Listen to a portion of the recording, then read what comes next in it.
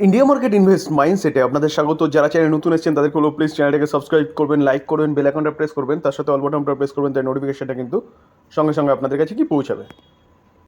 এখন কিন্তু আমরা একটা ব্রেকিং নিউজ নিয়ে আলোচনা করতে চলেছি। একটা কোম্পানির ব্যাপক বড় নিউজ পাওয়া যাচ্ছে, যেটা কালকে মার্কেট ক্লোজ হয়ে যাওয়ার পরে রাত্রে 8টার পরে হচ্ছে সেই নিউজটা পাওয়া গেছে। তো সেই নিউজটা কিন্তু লিটারালি সেই কোম্পানির মধ্যে আগুন লাগিয়ে দিতে পারে মন্ডেতে। চলুন আমরা দেখে নিই কোন কোম্পানি এবং নিউজটা কি। দেখুন, নিউজটা কিন্তু রাত 8টার পরে, অর্থাৎ 26 তারিখে এর কোনো প্রভাব কিন্তু সেই কোম্পানিটার স্টেকে পড়েনি, যেটা মন্ডেতে পড়তে চলেছে। এটা কিন্তু ব্যাপক বড় নিউজ। দেখুন, নিউজটা হচ্ছে নবরত্ন স্ট্যাটাস পেয়েছে। কে? ইরেডা। চলুন আরও ডিটেলসে দেখার চেষ্টা করি। নিউজটা কিন্তু কোম্পানিটা বিএসসি এবং এনএসসিকে জানিয়েছে। দেখুন, বিএসসি এনএসসিকে জানানো মানে তার শেয়ার হোল্ডারদের জানানো, কারণ ইন্ডিভিজুয়ালি তো শেয়ার হোল্ডারদের কাছে পাঠাতে পারবে না কোম্পানি। দেখুন, গভর্নমেন্ট এই নবরত্ন স্ট্যাটাস দিয়েছে কাকে? ইরেডাকে।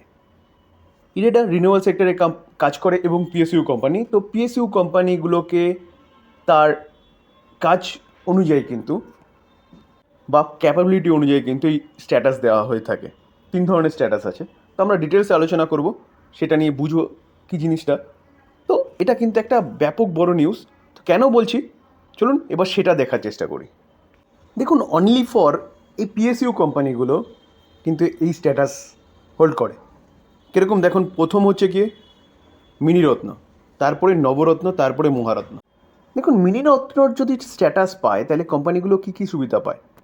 দেখুন, এক্সপেন্ডিচার উইথাউট গভর্নমেন্ট অ্যাপ্রুভাল কত? 300 করোড়।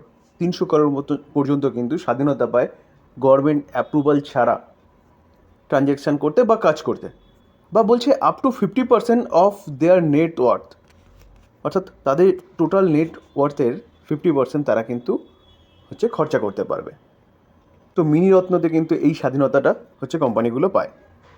দেখুন, এখানে কোন কোন রয়েছে? এয়ারপোর্ট অথরিটি অফ ইন্ডিয়া রয়েছে, ভারত ডাইনামিক রয়েছে, বিএমএল রয়েছে। তো এইসব ক্যাটাগরি, এইসব কোম্পানিগুলো কিন্তু মিনিরত্নর হচ্ছে অন্তর্গত। ঠিক আছে, গোয়া শিপ রয়েছে, হিন্দুস্তান কপার রয়েছে। তো এই হলো মিনিরত্ন যেসব কোম্পানিগুলো হোল্ড করছে সেই সব কোম্পানিগুলো সুবিধা। অর্থাৎ বলতে পারেন কিছুটা ক্ষেত্রে, ব্যবসার ক্ষেত্রে কোম্পানি নিজের স্বাধীনতা প্রয়োগ করতে পারে। তো মিনিরত্ন থেকে নবরত্নতে হতে গেলে সেই কোম্পানি কিন্তু অবশ্যই মিনিরত্ন ক্যাটাগরির হতে হবে। 1 ক্যাটাগরি বা এ ক্যাটাগরির মিনিরত্ন ক্যাটাগরি কোম্পানি হতে হবে। এবং কি করতে হবে? দেখুন, having the last 3 excellent or very good memorandum of understanding rating during the last 5 ইয়ার, এটাও থাকতে হবে। এবং এই নবরত্ন ক্যাটাগরি যদি পেয়ে যায় তো সেই জায়গায় দাঁড়িয়ে কী কী সুবিধা পাবে?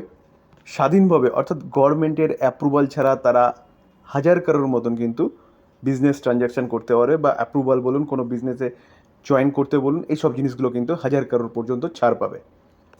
এবং 1 বছরের মধ্যে যদি দেখেন তাহলে তাদের নেট ওয়ার্থের 50% কিন্তু তারা বিজনেস করতে পারবে। বলছে এটা করতে পারবে কি? উইথাউট গভর্নমেন্ট অ্যাপ্রুভাল, অর্থাৎ অ্যাপ্রুভাল ছাড়াই কিন্তু এই জিনিসটা করতে পারবে। তাছাড়া আরও একটা জিনিস কি বলছে, যদি 1000 করোড়ের নিচে অ্যামাউন্টটা হয় এবং 1 বছরে 30% পর্যন্ত কিন্তু তারা কি করতে পারবে, যে বিজনেস ডিল করতে পারবে বা বিজনেসের অ্যাপ্রুভাল দিতে পারবে, এইসব জিনিসগুলো করতে পারবে। কি 1000 করোড়ের নিচে হলে 30% পর্যন্ত তাদের নেটওয়ার্থের। তো এই সুবিধাগুলো কিন্তু এই নবরত্ন ক্যাটাগরি বা নবরত্ন স্ট্যাটাস যেসব কোম্পানিগুলো হোল্ড করছে সেই কোম্পানিগুলো পারবে। তাহলে বুঝতে পারছেন বিজনেসের ক্ষেত্রে কিন্তু অ্যাডভান্টেজ আছে নবরত্ন স্ট্যাটাস ক্যাটাগরি কোম্পানিগুলো। তো ইরেডা সেই জায়গায় প্রবেশ করেছে, অর্থাৎ এখন বলতে পারেন যে কোম্পানিটা 1000 করোড় পর্যন্ত যদি কোনো ডিল করতে যায়, কোনো ট্রানজ্যাকশান করতে যায়, তাহলে গভর্নমেন্টের অ্যাপ্রুভাল লাগবে না। আর ইরেডা কিন্তু এনবিএফসি কোম্পানি, বুঝতে পারছেন? অনেক ক্ষেত্রে দেখা যায় কি গভর্নমেন্টের অ্যাপ্রুভালের জন্য কিন্তু সেটা আটকে যায় বা ডিলে হয়ে যায়। সেটা কিন্তু এখন পুরোপুরি 1000 করোড় পর্যন্ত কোম্পানি করতে পারবে। এই নবরত্ন স্ট্যাটাস হোল্ড করছে কে? Bharat electronic, Bharat petroleum corporation limited. এইভাবে দেখলে দেখা যাবে অনেক কোম্পানি রয়েছে কিন্তু, এনএমডিসি, এরা কিন্তু স্বাধীনভাবে 1000 করোড় পর্যন্ত ট্রানজ্যাকশান করতে পারে। ইন্ডিয়ান অয়েল, তো সেই ক্যাটাগরির মধ্যে কিন্তু ইরেডা প্রবেশ করেছে। তাহলে বলতে পারেন এটা কিন্তু ইরেডার অনেকটা অ্যাডভান্টেজ হয়ে গেল বিজনেসের ক্ষেত্রে, যেখানে যেই বিজনেস করার জন্য ক্ষণে ক্ষণে অ্যাপ্রুভাল দরকার ছিল সেই অ্যাপ্রুভাল কিন্তু এখন আর দরকার হবে না আপ টু 1000 করোড় পর্যন্ত। দেখুন, এবং এই যে মহারত্ন হতে গেলে কোম্পানিগুলোকে কিন্তু নবরত্ন স্ট্যাটাস পেতে হবে এবং সেই কোম্পানিকে কিন্তু ইন্ডিয়ান স্টক এক্সচেঞ্জে লিস্টেড হতে হবে। তার পাশাপাশি যদি দেখেন তাহলে দেখা যাবে যে কোম্পানি বলছে কি যে average annual net profit after tax কত হতে হবে, 5,000 করোড় 3 বছর ধরে। এবং তার পাশাপাশি দেখা যাবে যে এভারেজ অ্যানুয়াল টার্নওভার 25,000 করোড় 3 বছর ধরে হতে হবে। Average annual net worth 15,000 crore 3 বছর ধরে হবে। এইসব হলে পরে কিন্তু ওই কোম্পানিটা মহারত্ন থেকে অর্থাৎ নবরত্ন থেকে মহারত্নতে যেতে পারবে। তো দেখুন কি বেনিফিট পাবে, বলছে 1 থেকে 5,000 করোড় পর্যন্ত তারা ট্রানজ্যাকশান উইদাউট গভর্নমেন্টের পারমিশন ছাড়াই করতে পারবে। অর্থাৎ বলতে পারেন বিজনেসে অনেকটা অ্যাডভান্টেজ কিন্তু এই মহারত্ন ক্যাটাগরির কোম্পানিগুলো পায়। এবং তার পাশাপাশি বলছে investment up to 15% of the net worth in a project. তো সেই প্রজেক্টের 15% কিন্তু তারা কী করতে পারবে, ইনভেস্টমেন্ট করতে পারবে। তাহলে এই মহারত্ন ক্যাটাগরির কোম্পানিগুলো কিন্তু আরও অ্যাডভান্টেজ পায়। তো স্যার যদি কিছু মহারত্ন ক্যাটাগরির কোম্পানি দেখি তাহলে এনটিপিসি আছে, ওএনজিসি আছে, সেল আছে, ঠিক আছে। তো এইভাবে দেখে অনেক কোম্পানি কিন্তু এই মহারত্ন ক্যাটাগরির মধ্যে এখন প্রবেশ করেছে। তা আমাদের যে কোম্পানি নিয়ে কথা বলছি ইরেডা, সেটা কিন্তু নবরত্ন ক্যাটাগরিতে প্রবেশ করেছে। তো স্যার বোঝা গেল মিনিরত্ন, মহারত্ন, নবরত্ন কি। তো এই কোম্পানিটা নবরত্নতে প্রবেশ করেছে মানে অনেকটা কিন্তু কম্পিটিটিভ অ্যাডভান্টেজ এই কোম্পানিটা পাবে বিজনেসের ক্ষেত্রে। যেখানে প্রতি মুহূর্তে গভর্নমেন্টের অ্যাপ্রুভাল দরকার ছিল, সেই অ্যাপ্রুভালের ঝুট ঝামেলা থেকে অনেকটা কিন্তু কোম্পানিটা রেহাই পেয়েছে, প্রায় 1,000 করোড় পর্যন্ত। তো এই কোম্পানিটা অবভিয়াসলি ভালো কোম্পানি, ভালো বিজনেস করছে। তো এই কোম্পানিটা কিন্তু এই বিজনেসের ক্ষেত্রে কাজে লাগবে। তো এই কোম্পানি নিয়ে কিন্তু চিন্তাভাবনা করা যায় লং টার্মের জন্য, ঠিক আছে। আগের দিন দেখা যাবে কোম্পানিটা কিন্তু 2%-এর ওপরে একটা আপসাইড মুভমেন্ট দেখিয়েছে। তো এই মুভমেন্টটা কিন্তু এই যে নিউজটা পাওয়া যাচ্ছে তার জন্য মুভমেন্ট হয়েছে এরকম ব্যাপার নয়।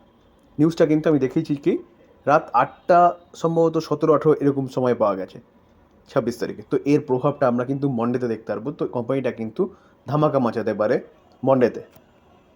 তো স্যার যে কোনো কোম্পানিতে ইনভেস্টমেন্ট করার আগে আমি সবসময় বলি যে কোম্পানির বিজনেস দেখতে হবে। তো এই কোম্পানিটা বিজনেস কী করে, রিনিউয়েবল সেগমেন্টে ফাইন্যান্স প্রোভাইড করে। ফাইন্যান্স যেহেতু প্রোভাইড করে এই কোম্পানিটার ক্ষেত্রে আরও একটা অ্যাডভান্টেজ বলতে পারেন এটা, যে কোম্পানিটা ফাইন্যান্স প্রোভাইড করার ক্ষেত্রে 10,000 করোড় পর্যন্ত কিন্তু ছাড়পত্র গভর্নমেন্টের কাছ থেকে পেয়েছে, অর্থাৎ গভর্নমেন্টের পারমিশন দরকার হবে না। তো এই কোম্পানিটার জন্য আরও অ্যাডভান্টেজ কিন্তু এই নবরত্ন স্ট্যাটাসটা। আমরা যদি কোম্পানিটার মার্কেট ক্যাপ দেখি, দেখুন 45,000 করোড় হচ্ছে কোম্পানিটার মার্কেট ক্যাপ। পি রেশিও কী আছে, 36.6 রয়েছে, একদম ঠিকঠাক রয়েছে। আমরা যদি রিটার্ন অন ক্যাপিটাল এমপ্লয় এবং রিটার্ন অন ইকুইটি দেখলে দেখা যাবে কিন্তু কত 9.35 এবং রিটার্ন অন ইকুইটি দেখা যাবে 17.3।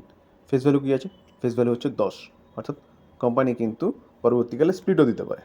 As per market cap IRFC হচ্ছে নাম্বার 1 কোম্পানি, তারপরে পিএফসি নাম্বার 2 ফাইন্যান্স, পিএসইউ এবং ফাইন্যান্স প্রোভাইড করার ক্ষেত্রে। তো আইআরএফসি রিলে সেগমেন্টে ফাইন্যান্স প্রোভাইড করে, পিএফসি, আরইসি এবং ইরেডা এই তিনটে কিন্তু কী করছে পাওয়ার সেগমেন্টে। তো ইরেডা স্পেশালি কী করে রিনিউয়েবল সেগমেন্টে, আর এরা হচ্ছে টোটাল পাওয়ার সেগমেন্টে করে।